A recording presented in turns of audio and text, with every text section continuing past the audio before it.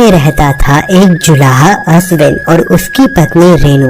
अश्विन एक नंबर का आलसी और नशेड़ी किस्म का आदमी था। दिन भर वो दारू के नशे में चूर रहता। वहीं दूसरी तरफ उसकी पत्नी रेणु दिन भर मेहनत करके परिवार को पालती।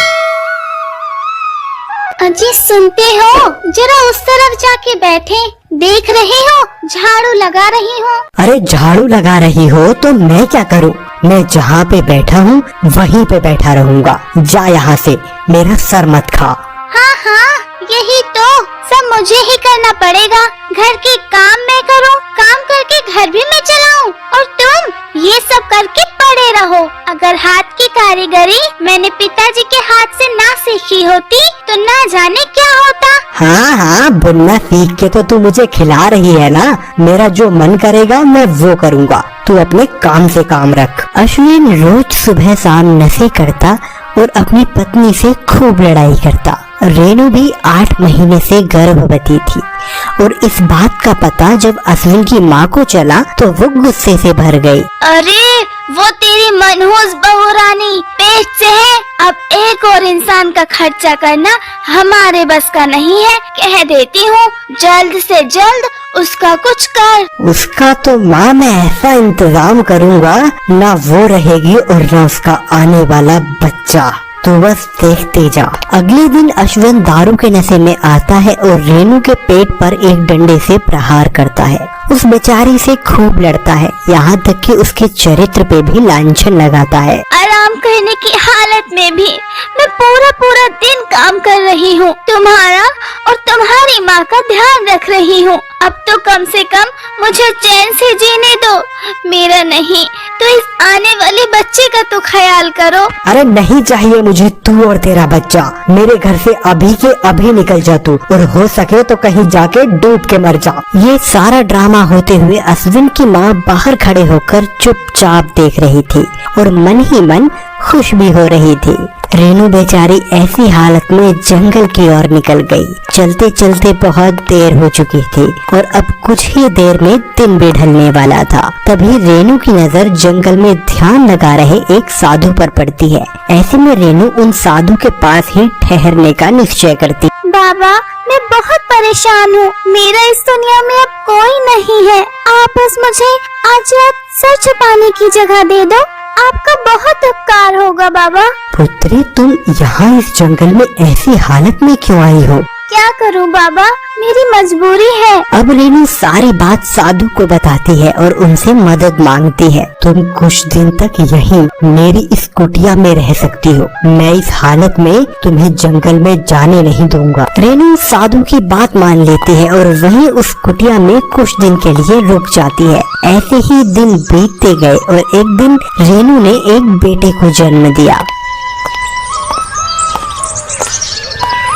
देखिए ना बाबा, अभी से कितना शैतान है ये, बहुत परेशान करता है। नटखट है, एकदम कृष्ण कन्हैया की तरह। बाबा इसके नाम के बारे में भी तो कुछ सोचिए, मैं इसे क्या नाम दूं? कृष्णा, इसका नाम कृष्णा होगा, उन्हीं का अंश झलकता है इसमें। धीरे धीरे कृष्णा बड़ा हो गया और उसकी शिक्षा दीक्षा जंगल में ही साधु ने करनी शुरू कर दी। समय के साथ साथ साधु बाबा भी बूढ़े हो चले थे और अब उन्हें रेणु और कृष्णा की चिंता सताने लगी थी। फिर एक दिन, सुनो पुत्री, मेरा समय अब निकट आ गया है। मैं अब ज्यादा दिन तक यहाँ तुम्हारी रक्षा के लिए जीवित नहीं रह पाऊंगा। नहीं नहीं, ऐसा मत कहिए बाबा, आपने मेरी इतनी मदद की है, मैं तो चाहती हूँ मेरी उम्र भी आपको लग जाए। नहीं पुत्री, अब तुम मेरी बात ध्यान से सुनो।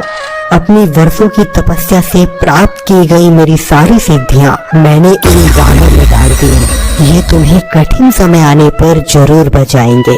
ध्यान रखना, इन बाणों में एक बाण अद्भुत रूप से चमत्कारी है। इन बाणों में है एक बाण अद्भुत रूप से चमत्कारी, कठिन समय में काम आएगी तुम्हारे हाथ की कलाकारी। इतना कहकर साधु ने अपना धनुष और बाण रेणु को दे दिए। साधु को जब इस बात का एहसास होने लगा कि अब वो जीवित नहीं रहेंगे, तब वो चुपचाप अपनी कुटिया को छोड़कर वहाँ से निकल गए ताकि उनकी मृत्यु का बोझ रेणु और कृष्ण पर न आ सके। रेणु ने जब अगले दिन साधु के स्थान को खाली पाया तब वो समझ गई कि बाबा अब जिंदा नहीं बचेंगे। अब तक तो मैं और मेरा बच्चा बाबा के द्वारा मांग कर लाई गई भिक्षा से गुजारा कर रहे थे, लेकिन अब न जाने कैसे हमारा गुजारा चलेगा। कृष्णा, ओ कृष्णा, मैं नदी से पीने का पानी लेने के लिए जा रही हूँ। इस बीच में तुम कोई शरारत मत करना। ठीक है माँ, मैं घर में ही रहूँगा और कोई शरारत नहीं करूँगा। रेनू पानी लेने के लिए नदी की तरफ निकल जाती है और इधर कृष्णा की नजर साधु के उस धनुष बाण पर पड़ती है। वह उन्हें एक खिलौना समझकर खेलने के लिए निकल जाता है। खेल खेल में कृष्णा के हाथ वो ही बाण आ जाता है जिसे साधु ने एक अद्भुत बाण कहा था। कृष्णा उस बाण को एक झाड़ी की तरफ छोड़ता है और वो बाण जाकर एक गाय को लगता है, जिससे वो गाय बहुत बुरी तरह से जख्मी हो जाती है। कृष्णा अपनी माँ की पिटाई के डर से चुपचाप वहाँ से अपनी कुटिया की तरफ निकल पड़ता है। अगले दिन सुबह सुबह रेनू ने देखा कि एक गाय उसकी कुटिया के बाहर आकर खड़ी है। उसने उसे थोड़ी सी हरी घास खाने के लिए दी और वहाँ से चली गई। माँ, बहुत भूख लगी है, कुछ खाने के लिए दो ना। बेटा, घर में अनाज का एक दाना नहीं है, तुझे खिलाऊं भी तो क्या खिलाऊं?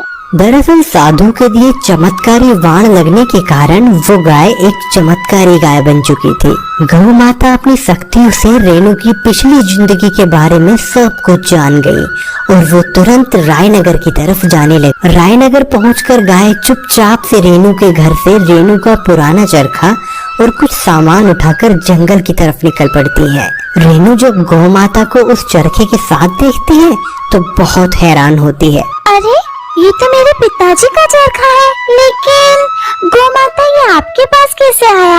आखिर आप मुझे क्या समझाना चाहती हो?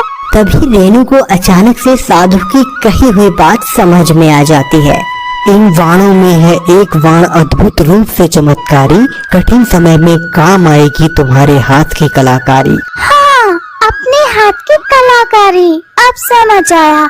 बाबा के हाथ की कलाकारी से क्या मतलब था? इतना कहकर रेनू ने उस चरखे की मदद से बहुत सुंदर सुंदर साड़ियाँ बनानी शुरू की और अगले दिन उन्हें बाजार में बेचने के लिए निकल गई। रेनू बाजार से साड़ियाँ बेचकर वापस जंगल जा रही थी, तभी अश्विन ने उसे पहचान लिया। अरे, ये तो वही मनहूस रेनू है, ये अभी तक मरी नहीं क्या? चुपचाप इसके पीछे जाकर देखता हूँ, आखिर माजरा क्या है। अश्विन जब जंगल में जाकर देखता है तो हैरान रह जाता है। अश्विन सारी बात आकर अपनी माँ को बताता है। अच्छा, इसका मतलब वो कल मोही अभी तक जिंदा है। इस बार बेटा तू देख जा, अब नहीं बचेगी वो। अब आगे अश्विन और अश्विन की माँ रेनू और उसके बेटे के साथ क्या करेंगे वो हम देखेंगे पार्ट 2 में। अगर आप चाहते हो इस वीडियो का पार्ट 2 तो आप कमेंट करिए पार्ट 2।